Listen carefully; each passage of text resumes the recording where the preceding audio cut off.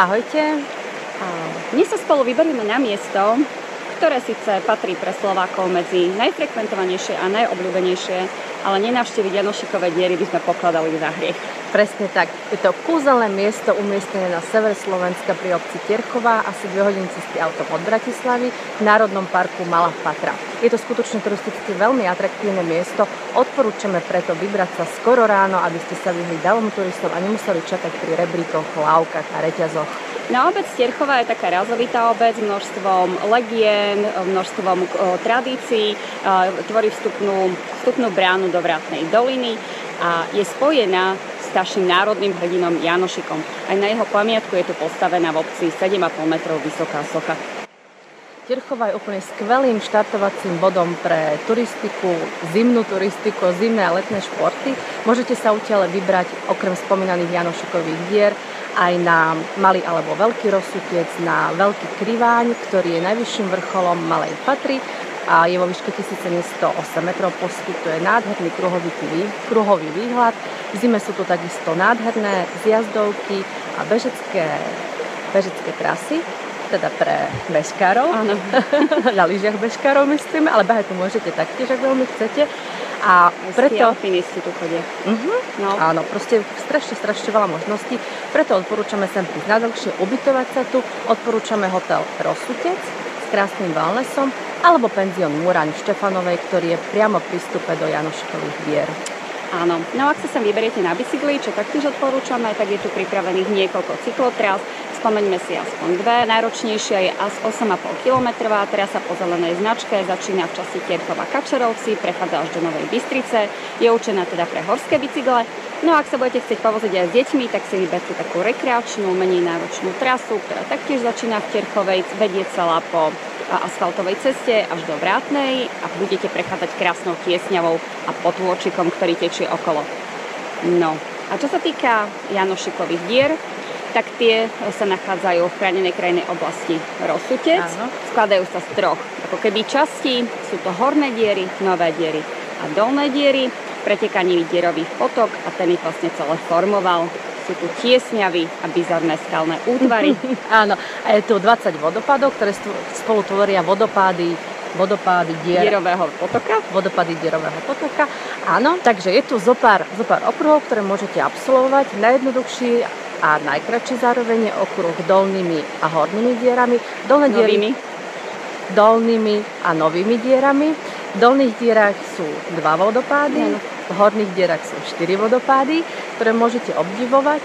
A je to trasa, ktorá trvá 2 až 3 hodiny. Sú tam rebríky, že? Áno, sú tam lebriky a lávky. Je to nenáročná trasa, vhodná aj pre seniorov a pre deti. Nové diery sú najnovšie, preto sa aj tak volajú a sú jednosmerné. Áno. No a potom sú tzv. Horné diery, tie sú naozaj náročné, tam už by sme deti neťahali. Nachádzajú sa medzi sedlami Veľký a Malý Rosutec. Na tomto úseku je až 9 vodopádov, ten najvyšší má 4 metre a nachádzajú sa tam už aj reťaze. Čiže treba mať vhodnú obuv, treba byť kondične na to pripravený, je to také už trošku náročnejšie, ale nádherné, samozrejme nádherné. Ideme sa teda pozrieť na to, ako to tu vyzerá. Áno.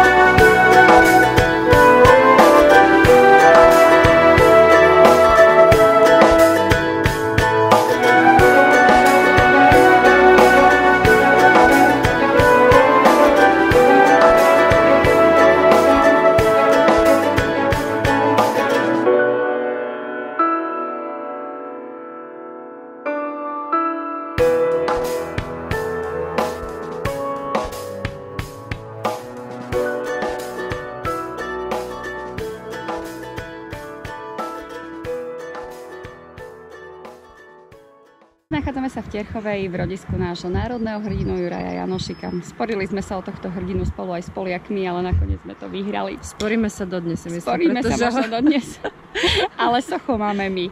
No, Janošik sa narodil v Terchovej v roku 1688, jeho otec sa volal Martin. No a po dovršení istého veku ho naverbovali do Rakovcího vojsk, bojoval pri Trenčine. Po tejto bitke sa presunul do cisárskych vojsk a bojoval pri Bytčianskom hrade. Tam objavil zajatého, jak sa volal? Uhorčíka, áno, a pomohol sa mu dostať na slobodu. No, jeho otec Martin ale pomohol, teda svojmu synovi Jurajovi, vykúpil ho z armády a potom syn Juraj Janošik sa staral o rodinné gazdovstvo. No ale čo sa nestalo? Na jarmoku v Liptovskom Mikuláši milý Juraj Janošik zase stretol svojho kamaráta Beťára Uhorčíka a ten mu prenechal vedenie svojej zbojníckej družiny, takže začali spolu zbíjať a tak ďalej, robiť všetky tieto rôzne veci, ktoré všetci poznáme. Neskôr ale Janošika chytili najprv v roku 1712, ale vtedy sa mu podarilo sa vykúpiť a potom ho chytili v roku 1713, ale to už sa mu nepodarilo sa vykúpiť a ako 25-ročný bol odsúdený na smrť obesením na háku. No a práve k tomuto jeho dolapeniu sa viaže jedna legenda. Tá hovorí, že sa pošmykol na hrachu a vlastne asi bol u svojej milej a keď od nej utekal, tak mu pod nohy hodili hrach, ktorý luskala taká stará baba a tak ho vlastne chytili. No pretože dovtedy bol nepolapiteľný. Áno, bol nepolapiteľný. No a samozrejme, že tohto hrdinu musel sa stať súčasťou umeleckých diel, všelijakých možných aj nemožných a všetci ho popularizovali a heroizovali a bol čoraz silnejší, krajší aj väčší. A nie? Ako napríklad táto 7,5-metrová socha, možno nakoniec bol aj taký vysoký, nevieme. A v každom prípade napísal sa o ňom viac ako 60 literárnych diel, takže čo, nečítajte si niektoré. No, áno. No a ešte môžeme povedať jednu legendu, tá sa volá Janošiková päsť a hovorí o tom, že keď Janošik so svojou družinou putoval z Oravského zámku, presne tak. Takže počuli prichádzať koč spolu s nejakým sprievodom a zistili, že v koči sedí Revaj. Ten bol taký ako nepriateľ národa slovenského, ľudu pospolitého. Áno. No a spravili to, že začali s nimi bojovať, ale Janošik povedal, že nechce, aby sa prelievala krv, pretože on to nemá rád, tak spravili nakoniec to, že toho nemilosrdného pána Revaja vyťahli z toho koča, vyťahli ho na kopec, dali mu 5 a 20 na holu asi. Áno. Strčili ho naspäť do koča a poslali ho niekam na nejaký zámok, aby sa o ňo postarali. Predtým ale ešte Revaj Janošikovi vynadal, že aký on je hrozný padúk a neviem čo všetko, hrozný človek. A on mu povedal, že keby nebolo podaných, tak oni by všetci títo pani pomreli od hladu. No a Janošikovi chlapi z jeho družiny boli nadšení, ako sa Janošik zachoval a tak sa rozhodli, že mu na tom mieste do skaly so zbraniami, ktoré ukradli tým sprievode, mu vykresali päsť, zdvihnutú päsť a tá vlastne sprevádzala vždy Zemanov, keď išli po ceste okolo. Veľmi sa toho báli. Ale veľmi sa toho báli naozaj. No a my teda ideme ďalej, ideme domov pomaly. Výlet to dneska bol krásny. Dúfame, že nás budete ďalej sledovať, milovať a lajkovať. A dosledujte našu web stránku, sledujte naše sociálne siete a uvidíte veľa nového, veľa pekného, veľa krásnych dobrodružstiev.